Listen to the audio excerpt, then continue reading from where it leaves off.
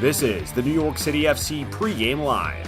Tonight, New York City opened up the first round of the MLS Cup playoffs with a road match against FC Cincinnati. And now, here are your hosts, Glenn Crooks and Matty Lawrence.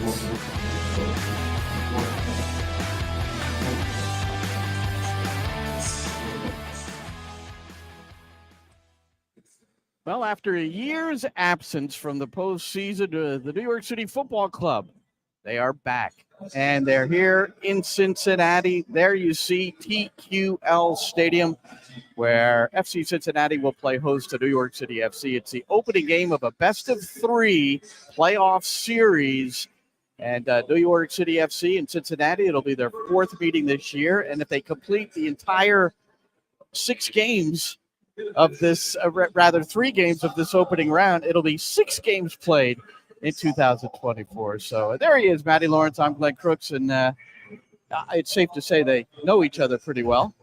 Yeah, they know each other very well, and we know the teams very well. We know this booth very well. This is the third time this season that we've been here.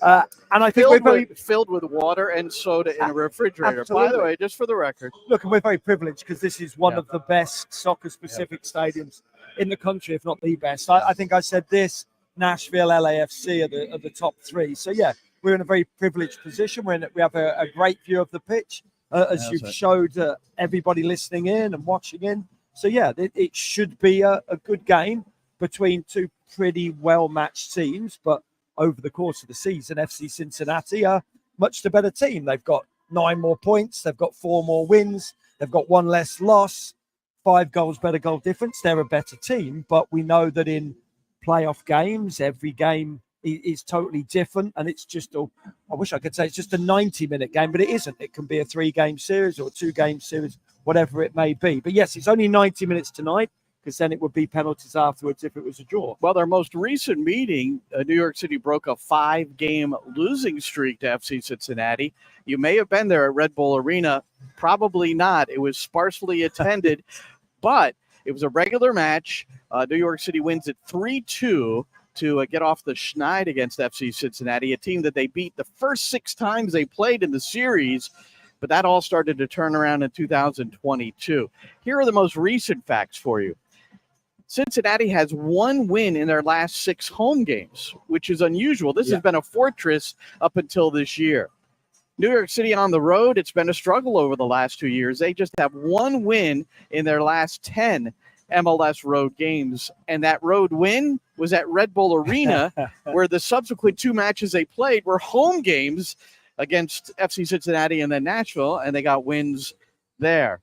The reality is New York City has 7 times out of 17 road games they've failed to score.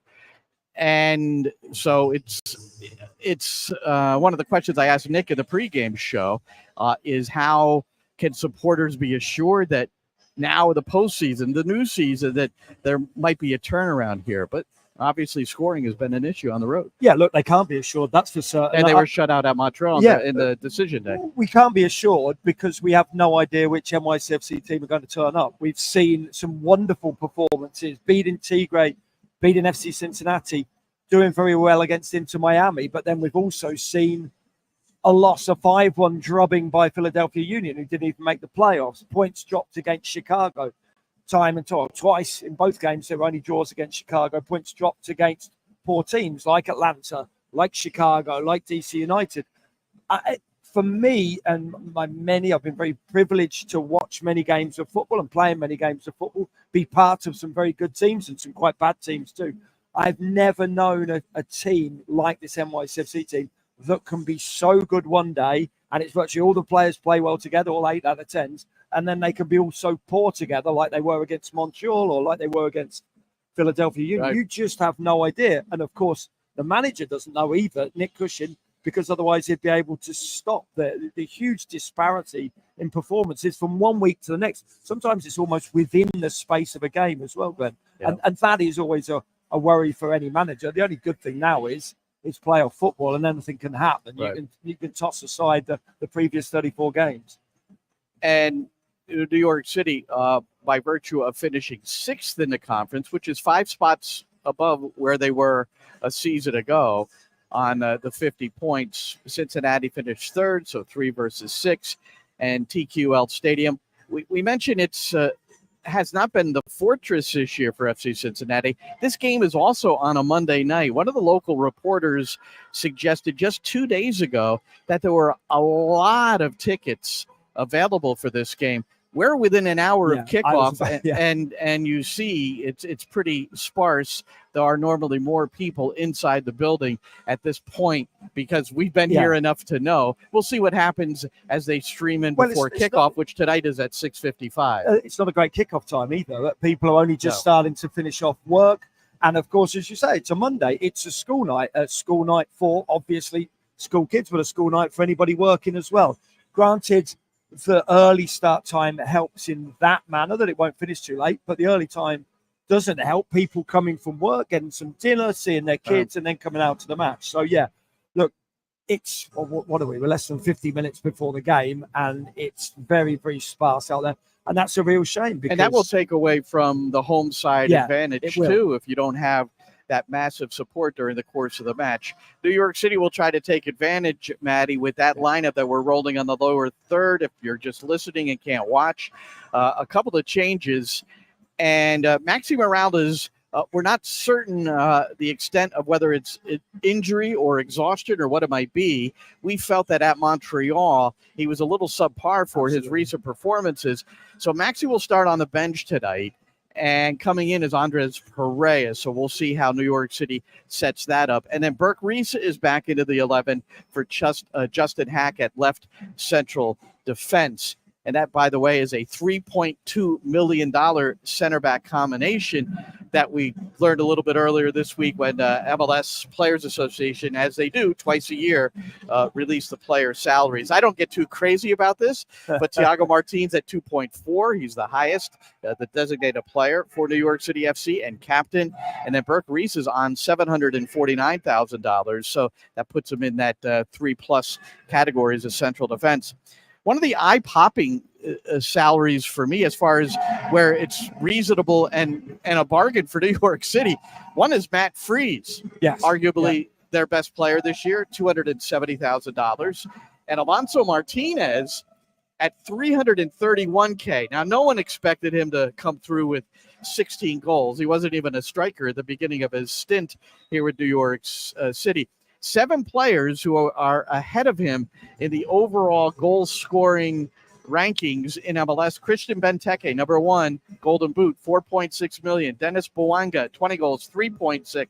Lionel Messi, 20 goals, $20.4 million. Messi makes more than 22 other clubs in MLS total payroll. Luis Suarez, $1.5 million. I don't know how to sort that one. Cucho Hernandez is $2.9 million, and Chicho Arango is $2.1 million. Daniel Gazdag, $1.8 million. Again, I don't want to get too far into it, other than to say Alonso Martinez is a bargain, as is Matt Freese. Now, listen, Matt Freese has to be aware of something, Matty, and you're going to enjoy this, and we could talk through this.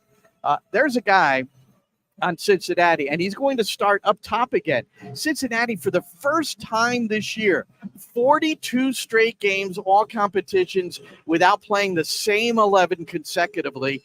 They're doing it tonight. They beat Philadelphia on decision day 2-1, and that means Luca Orejano will start again at striker. He was all over the place, but at striker, we had got to know him as a wingback, where he scored these 2 goals, Matty Lawrence. Let me get it up for you here. He is a guy that likes to shoot from the outside, but these were pretty exaggerated. And so this first one is against Philadelphia. This is back on June the 19th, and there's Orejano on the ball now, just inside the halfway mark.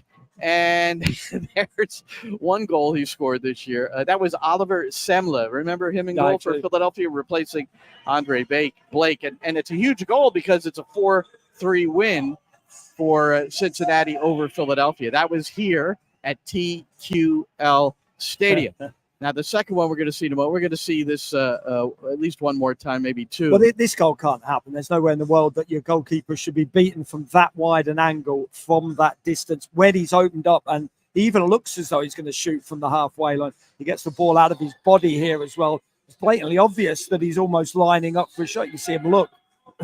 But he still strikes the ball very well. It's still on target, but yeah. Look at the keeper. That's the nightmare for any keeper. Backpedaling, crossover steps. Now here is a direct free kick. This is 79 yards. That's Jonathan. That's even worse. That's Jonathan Sirois. This was late August as Cincinnati played host to Montreal. Won that game 4-1, and Orejano had a pair of goals in this one. And and if you're just listening to us and can't see it, you can go back and watch this again if you hadn't seen, or just go on Google and click on this. So a foul was called. Orejano walks up. He's on his own side of the pitch. Now look, see him looking at the keeper. He just puts it down and boom. Yeah, look, I mean, it's another great strike, but the goalkeeper's footwork's pretty poor. And you must know that Orejano, he's the one playing left back, and you've just seen him score from the halfway line previously. But look, take nothing away from the strike themselves, but goalkeeping-wise, they're both poor. Because they're both from out wide as well. It's very, very unusual to score from that distance when they're out that wide. But look, Matt Freed needs to be aware of it, right? And if there's no pressure on the ball and Orejano's on it and he's within 70 yards. And he's left-footed, by the way. Right, and he's left-footed. That's not for you. I know you know. If the goalkeeper's all right. So, now, New York City. So, what is the critical aspect of them winning this game, would you say? So, there was a goal in the 3-2 win, and it was Alonso Martinez. And remember, it was a transition goal. Santi Rodriguez had taken the ball off of Orejano, in fact, and then started the break. And he found Alonso Martinez, great first-time shot underneath of the crossbar. Boom, beat Salentano. And that was a key second goal for New York City FC. They ended up winning the match 3-2. So in my pregame briefing with Nick Cushing, we talked about this transition element. And, well, I'll let him put it to you right here. They give the majority of goals away in transition. The other side is when they're organised and they're in a back five, they're the best across both conferences. They give away the least amount of chances when defending their box organised. But we're going to have to capitalise on the transition moments. We're going to have to make sure that when we get them, we become clinical in them. Because if we're just going to play up against an organised defence, we're probably going to get the game we got down there where we lost 1-0 and we didn't really create a lot. So there's the gaffer, but the way he described Cincinnati as the best team in MLS, securing and being organized at the back as teams get closer to goal and try to sort it out, which is interesting because they've had a bit of a calamity at the back in terms of injuries and have had to make all kinds of adjustments. Today it's going to be Miles Robinson in a back three. They always play three at the back with Teenage Hadebi on the left and Chidozie Awazium on the right. He's in full health. So there's your back three, Celentano in goal. I think when you give them time to get set up and when they've got Wobodo and Buka in front of them, I do think they're hard to break down. But what Nick was saying there is absolutely right. They're not great in transition. When they give the ball away, they're a little bit lazy. Orejano, when he was playing either as a left back or predominantly as a left wing back, he's a bit lazy. I think Yamil Assad as well. He's playing today as a left wing back, or we think he will. He won't be great in transition or he won't be great in transition at all. Look, first and foremost, though, FC Cincinnati concede too many goals. They have conceded almost as many as NYCFC. 1.41 goals per game conceded. And they've conceded 11 in the last 5. Yeah. This is a team who do not defend particularly well. I understand what Nick Cushing's saying in terms of if you allow them to get set up, but you don't allow them to get set up if you move the ball very quickly and if you are swift on the counter as well. So I think that is something that NYCFC are very good at. I think FC Cincinnati are almost at their weakest when they're attacking or when they've got attacking set pieces, Glenn, whether that be corner kicks or free kicks. If you get the ball at the feet of the likes of Santi Rodriguez, Hannes Wolf, really attacking and with pace, I think they can cause some all sorts of problems. But there's going to be goals in this game, we would assume. Now I've said that, of course, it's going to be 0-0. But there's been 11 goals in the last, 2 games between these two sides? Or is it even more than that? 11 goals in the last 2 games between these two sides. Defensively, not overly sound. And the attacking players are better than the defensive players, it seems. The statistics show that. I think that Maxi Morales, who has been nominated as MLS Comeback Player of the Year, deservedly so, Absolutely. 37 years old, coming back from the torn ACL and producing like he had in the past, but in particular against Cincinnati in his career. 1 goal and 10 assists in 9 previous games against Cincinnati. So he's going to be missed at the start. That's why, depending on how the game goes, I think there's an obvious chance that we'll see him in the second half. Maxi Morales is as close to Lucho Acosta, obviously playing for FC Cincinnati, as NYCFC have got. Yes, Santi Rodriguez is very good, but I think Maxi Morales is the best picker of a pass in that final third. I think Santi Rodriguez is a good player, does provide assists, but I think in terms of pure vision, Maxi Morales is the better player than Santi Rodriguez in that final third. And if not, even a bit higher up the pitch, actually in the opposition penalty area almost. He has got perfect weight of pass, Maxi Morales. I must believe that there is some kind of either fatigue or a little niggling injury for Maxi Morales. Otherwise, you'd get him in this. It's the opening game of the playoffs. Absolutely. I mean, so if he were 100% fit. It feels this is the must win. You put yourself metaphorically behind the 8 ball if you lose this one, don't you? That's especially since there's no certainty that he'll be playing beyond this year either. There's no certainty there. And his most recent assist was against FC Cincinnati. And it was to Micha Ilinic, who scored his first career goal. It was Maxi who assisted Tavon Gray. The game before that, the Red Bulls, where Gray got his first career goal. So back-to-back fullbacks scoring their first career goals, and both getting it from Maxi. Yeah, look, I think I'm looking down. Well, not I think I am looking down the substitutes list here, Glenn, as well. And I think players off the bench can be very, very influential in this game. You look down, Morales, Ilinic you talked about, and then, of course, Ojeda, Fernandez, Mijatovic, back row as well. Yeah. There's quality to come off the bench as well. And in these types of games, it's a must-win game. There's a result has to be had at the end of 90 minutes. It's really one of those matches, don't you think? The way the best-of-3 format is, it's no longer aggregate. So Colorado loses to the LA Galaxy 5-0. It matters, but it doesn't. Yeah. Now they come back and win at home at altitude where it might be difficult for the Galaxy. And now it's game 3, deciding game back at LA, but still. I understand the rules. So you go for it, right? I understand the rules, but I don't like the fact that you don't benefit from winning 5-0. You may as well have just won 1-0 and the goal going off the backside of somebody. I'm with you, man. I am with you 100%. It is very easy in these playoff games just to forget. You may have got smashed 5-0, but as you say, that doesn't matter. Forget all about it. Back to altitude. Yeah, I'm not a fan of that, but I understand the reason. Now, in that Galaxy game, and we're going to be able to talk over this, there are times where I really enjoy goals. And the kind of goals I like in particular are fullback to fullback. So I can't remember if this is a call or we could talk over it. Hold on. We'll find out in a moment. Yamane. Not shy to join in the attack. Yamane all the way through. Nelson on the backside, back to his right foot, and into the back of the net! Incredible sequence from LA to double their lead. And the 29-year-old left back says, I can join in the scoring frenzy too. Well done from Mickey Yamane to drive that ball forward, a little bit opportunistic. John Nelson on the right foot, a perfect strike. Yeah, so that was. But yeah, look, I do. I'm with you. I prefer fullback to fullback when it's a cross from the right or the left back to the back. That's even more spectacular. But this was no, that was great. Right back, squirming with the dribble. We'll certainly take Tavon Gray laying in Kevin O'Toole tonight. Another LA team had another great goal. LAFC beat Vancouver. That was last night, 2-1. And the second goal, the game winner, 18 passes before it goes in the back of the net. And I want to thank John Rojas for sending this one through. And so let's watch how the field is spread and how Vancouver looks like the Long John Silver impersonators. Now, if you're a Monty Python fan, you'll understand what I'm talking about. Otherwise, I'm not going to try to explain it to you.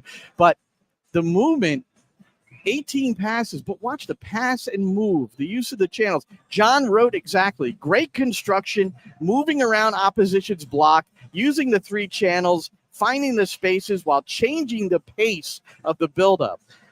So this is the way John, who is he's an analyst, he's a coach, and we're almost at the goal by Christian Oliveira, and there it is. There's your finish.